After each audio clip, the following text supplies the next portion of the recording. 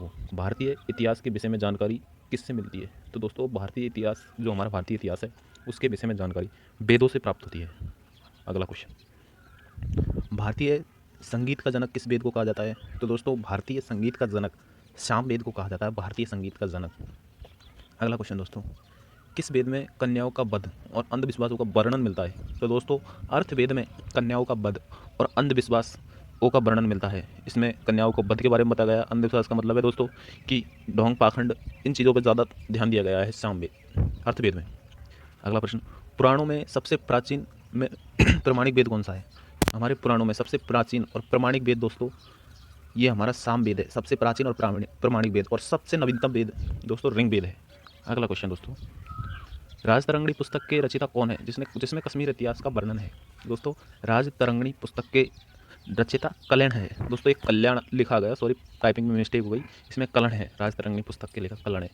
दोस्तों ये क्वेश्चन अति महत्वपूर्ण है, जो पिछली परीक्षा में पूछे गए। अभी हाल ही में एनटीपीसी की परीक्षा रेलवे की जो हुई है फर्स्ट सेशन सीबीटी फर्स्ट, उसमें ये क्वेश्चन पूछा गया था। अगला क्वेश्चन दोस्तों, जैन धर्म का प्रारंभिक इतिहास कहाँ से ज्ञात होता है? तो जैन धर्म का प्रारंभिक इतिहास दोस्तों कल्प सूत्र से प्राप्त होता है। जैन धर्म का प्रारंभिक इतिहास जिसमें जैन धर्म का वर्णन है। इतिहास का पिता किसे कहा जाता है? तो दोस्तों इतिहास का पिता हेरोडोटस को कहा जाता है, इतिहास का पिता। दोस्तों राजनीतिक विज्ञान के रचयिता दोस्तों अरस्तु है, बायोलॉजी के भी अरस्तु है। भारत में भूगोल नामक पुस्तक के रचयिता कौन थे? तो दोस्तों प्लेनी भारत में भूगोल नामक पुस्तक के रचयिता थे। अगला क्वेश्चन, प्लिनी ने नेचुरल हिस्ट्री के जनक थे प्लिनी। मिश्रित अर्थव्यवस्था में कौन से देश शामिल है? ये भी question NTPC railway CBT first में पूछा गया था कि मिश्रित अर्थव्यवस्था में कौन से देश शामिल है। इसमें क्वेश्चन आया था कि मिश्रित अर्थव्यवस्था में क्या भारत शामिल है? तो इसमें दोस्तों भारत, इंडोनेशिया और मलेशिया तीनों देश मिश्रित अर्थव्यवस्था में शामिल है। दोस्तों मिश्रित अर्थव्यवस्था किसे कहते हैं? वह अर्थव्यवस्था जिसमें दोस्तों दो या दो से अधिक अनेक देश शामिल हो उसे मिश्रित अर्थव्यवस्था कहते हैं। अगला क्वेश्चन दोस्तों, मानव विकास सूचकांक एचडीआई के 3 आयाम कौन कौन से हैं? तो जन्म के समय जीवन प्रत्याशा, प्रति व्यक्ति आय और साक्षरता, ये 3 आयाम मानव विकास सूचकांक एचडीआई के 3 आयाम है। इसमें साथियों उपयुक्त सभी, चौथा आंसर सही है। अगला प्रश्न, मानव विकास सूचकांक का प्रतिपादन किसने किया? तो दोस्तों मानव विकास सूचकांक का प्रतिपादन महमूद उल हक के द्वारा सन 1990 में किया गया। दोस्तों इसमें बी आंसर सही है, बी। अगला प्रश्न साथियों, हैप्पीनेस रिपोर्ट, खुशहाली रिपोर्ट कौन जारी करता है? तो दोस्तों हैप्पीनेस खुशहाली रिपोर्ट ये सन 2012 से प्रारंभ की गई थी। इसे सस्टेनेबल डेवलपमेंट सॉल्यूशन नेटवर्क जारी करता है।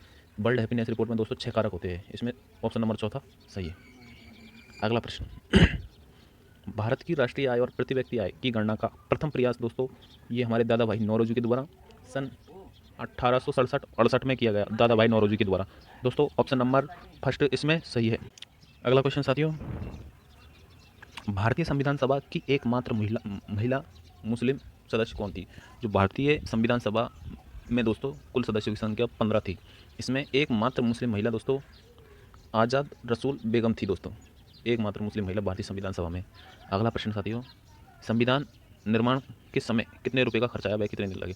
तो साथियों संविधान निर्माण के समय कुल 63,96,729 रुपये का खर्च आया। इसमें कुल 2 वर्ष 11 माह 18 दिन का समय लगा और कुल बैठक जो संविधान में हुई, संविधान बनाने के तहत 114 दिन की बहस हुई। इसमें दोस्तों ऑप्शन नंबर चौथा सही है। अगला प्रश्न साथियों, संविधान की अंतिम बैठक 24 जनवरी 1950 को हुई। 24 जनवरी 1950 को राष्ट्रीय गान को हमारे संविधान में अपनाया गया। 26 जनवरी 1950 को दोस्तों राष्ट्रीय गीत को गाया गया। अगला प्रश्न साथियों, पदार्थों का वर्गीकरण, ये दोस्तों सभी सब्जेक्टों के क्वेश्चन मिलाए गए। इसमें इतिहास, भूगोल, राजनीतिक विज्ञान और साइंस के तीनों, बायोलॉजी, केमिस्ट्री, फिजिक्स, तीनों बुकों के क्वेश्चन मिलाए गए। इसमें सभी क्वेश्चन मिक्स है। सभी परीक्षाओं में जो भी क्वेश्चन कोई से भी टॉपिक से आए हो, चाहे साइंस हो, राजनीतिक, अर्थव्यवस्था, सबके क्वेश्चन मिलाए गए। दोस्तों सब क्वेश्चन इंपॉर्टेंट है परीक्षा की दृष्टि से। अगला प्रश्न दोस्तों, पदार्थों का वर्गीकरण, आकार और आयतन निश्चित हो तो वो ठोस पदार्थ 3 प्रकार के होते हैं, ठोस, द्रव, गैस। तो दोस्तों इसमें ठोस जिसमें आकार और आयतन निश्चित हो तो उसे ठोस कहते हैं। दोस्तों ठोस में लोहे की छड़ जो ठोस होती है, बर्फ का टुकड़ा वो भी ठोस होता है, और साथियों लकड़ी की कुर्सी, ये तो तीनों ही सही है। इसमें ये आकार और आयतन समान हो उसे ठोस कहते हैं। दोस्तों द्रव पदार्थ 3 प्रकार के होते हैं, ठोस, द्रव, गैस। दोस्तों द्रव का आकार अनिश्चित होता है और आयतन निश्चित होता है, उसे द्रव कहते हैं। दोस्तों द्रव के अंतर्गत जैसे जल द्रव में आता है, और दोस्तों केरोसिन द्रव में आता है, और तारपीन द्रव में आता है। इस प्रकार दोस्तों जिसका आकार अनिश्चित और आयतन निश्चित हो तो दोस्तों उसे द्रव कहते हैं, और ठोस जिसका जिसका आकार और आयतन निश्चित हो उसे ठोस कहते हैं। जिसका आकार अनिश्चित और आयतन निश्चित हो उसे द्रव कहते हैं। इसके अंदर जल, केरोसिन, टार्टन आते हैं। गैस का आयतन अनिश्चित होता है, गैस का आकार और आयतन दोनों ही अनिश्चित होते हैं। गैस का आकार और आयतन दोनों ही अनिश्चित होते हैं, जैसे हवा गैस में आती है और ऑक्सीजन जो गैस में आती है। जो आज के समय में कोरोना काल में ऑक्सीजन का जो मांग है इतनी बढ़ गई है दोस्तों, इसलिए पेड़ लगाना भी ज़रूरी है। तो आइए हमारे देश को बचाइए, एक पेड़ आप भी ज़रूर लगाइए, क्योंकि आने वाला टाइम भी कैसा आएगा ये पता नहीं। दोस्तों अगला क्वेश्चन, जीव विज्ञान की कुछ शाखाएं है। इसमें दोस्तों एपीकल्चर, ये दोस्तों मोस्ट इंपॉर्टेंट क्वेश्चन है, इनको आप जरूर याद करना। एपीकल्चर, ये दोस्तों मधुमक्खी पालन का अध्ययन किया जाता है एपीकल्चर के अंतर्गत। सेरीकल्चर में रेशम कीट पालन का अध्ययन किया जाता है। पीसी कल्चर में मत्स्य पालन का अध्ययन किया जाता है दोस्तों। माइकोलॉजी में कवक का अध्ययन किया जाता है। फाइकोलॉजी में शैवालों का अध्ययन किया जाता है। एंथोलॉजी में पुष्पों का अध्ययन किया जाता है। पोमोलॉजी में फलों का अध्ययन किया जाता है। ऑर्निथोलॉजी दोस्तों पक्षियों का अध्ययन किया जाता है। जैसे दोस्तों उर्निथोलॉजी तो ऑर्निथोलॉजी, उसमें पक्षियों का अध्ययन किया जाता है। इंक्योथोलॉजी में दोस्तों मछलियों का अध्ययन किया जाता है। एंटोमोलॉजी में कीटों का अध्ययन किया जाता है। डेंड्रोलॉजी में वृक्षों का अध्ययन किया जाता है। ऑपियोलॉजी में सर्पों का अध्ययन किया जाता है। सौरोलॉजी में छिपकलियों का अध्ययन किया जाता है। दोस्तों इनको आप मोस्ट इंपॉर्टेंट है, इनको याद कर लेना। मैं एक बार फिर से आपको इनका रिवीजन, एक बार फिर से देखिए साथियों। ये जीव विज्ञान की शाखा है। एपीकल्चर में मधुमक्खी पालन का, सेरीकल्चर में रेशम कीट पालन का, पीसी कल्चर में मत्स्य पालन का, माइकोलॉजी में कवकों का अध्ययन, फाइकोलॉजी में शैवालों का अध्ययन, एंथोलॉजी में पुष्पों का अध्ययन, पोमोलॉजी में फलों का अध्ययन, ऑर्निथोलॉजी में पक्षियों का अध्ययन, इंथोलॉजी में मछलियों का अध्ययन, एंटोमोलॉजी में कीटों का अध्ययन, डेंड्रोलॉजी में वृक्षों का अध्ययन, ऑफियोलॉजी में सर्पों का अध्ययन, सौरोलॉजी में छिपकलियों का अध्ययन। अगला प्रश्न, हॉर्टिकल्चर का संबंध उद्यान अध्ययन से है।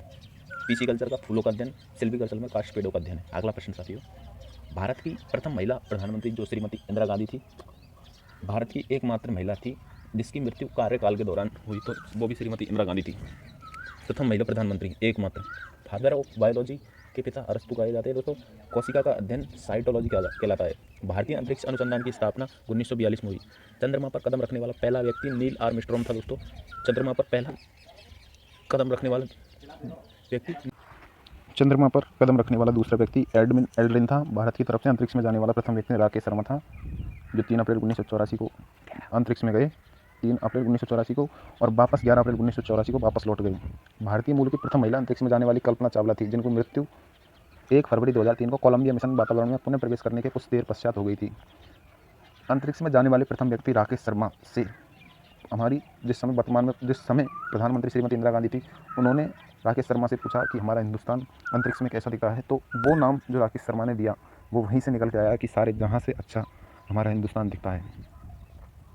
भारत की प्रथम महिला लोकसभा अध्यक्ष कौन थी? तो दोस्तों भारत की प्रथम महिला लोकसभा अध्यक्ष मीरा कुमारी थी। इंदिरा गांधी भारत की प्रथम महिला प्रधानमंत्री थी। कल्पना चावला अंतरिक्ष में जाने वाली प्रथम महिला थी जिसकी मृत्यु पुनः वातावरण में प्रवेश करने के दौरान हो गई थी। भानु अथैया प्रथम ऑस्कर विजेता थी। तो इसमें दोस्तों पहला क्वेश्चन, इसको मीरा कुमारी आंसर सही है।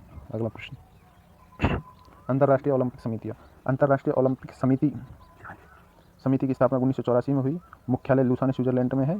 प्रथम अध्यक्ष इसमें डिमिट्रियास थे, जिनका कार्यकाल 1984 से 1894 से 1896 तक था। वर्तमान में अध्यक्ष, ओलंपिक समिति के वर्तमान में अध्यक्ष थॉमस बॉक है, जिन्होंने हाल ही में सियोल शांति पुरस्कार लेने से मना कर दिया था। ओलंपिक समिति में एक अध्यक्ष, 2 उपाध्यक्ष और 7 अन्य सदस्य होते हैं, जो स्थान संचालन नियम का निर्धारण करते हैं। भारतीय ओलंपिक परिषद की स्थापना 1924 में हुई। प्रथम अध्यक्ष भारतीय ओलंपिक समिति के जे टाटा थे। ओलंपिक समिति की प्रथम महिला सदस्य दोस्तों नीता अंबानी थी, जिनको उम्र के आधार पर 70 वर्ष की उम्र के आधार पर बनाया गया है। अगला प्रश्न, वर्तमान स्वरूप का पहला कंप्यूटर जो मार्क था जो 1937 में बनाया गया। मार्क फर्स्ट है दोस्तों, इसमें मार्क फर्स्ट, ये थोड़ा गलत हो गया मिसप्रिंट में, इसमें मार्क फर्स्ट है। मार्क फर्स्ट कंप्यूटर है जो 1937 में बनाया गया। दुनिया का सबसे तेज़ कंप्यूटर जापान का है, जिसका नाम फुगाकू है साथियों। दुनिया का सबसे तेज़ कंप्यूटर जापान का है, जिसका नाम फुगाकू है। अगला प्रश्न, दोस्तों आज का सेशन यहीं समाप्त होता है। अगर आपको क्वेश्चन की PDF चाहिए तो हमारे टेलीग्राम चैनल पर आप जुड़कर इस PDF को प्राप्त कर सकते हैं। साथियों अगर आपको वीडियो अच्छी लगी तो हर दिन वीडियो देखना न भूलें। हर दिन इस चैनल पर रोज़ वीडियो आती है और चैनल को सब्सक्राइब जरूर करें। धन्यवाद साथियों।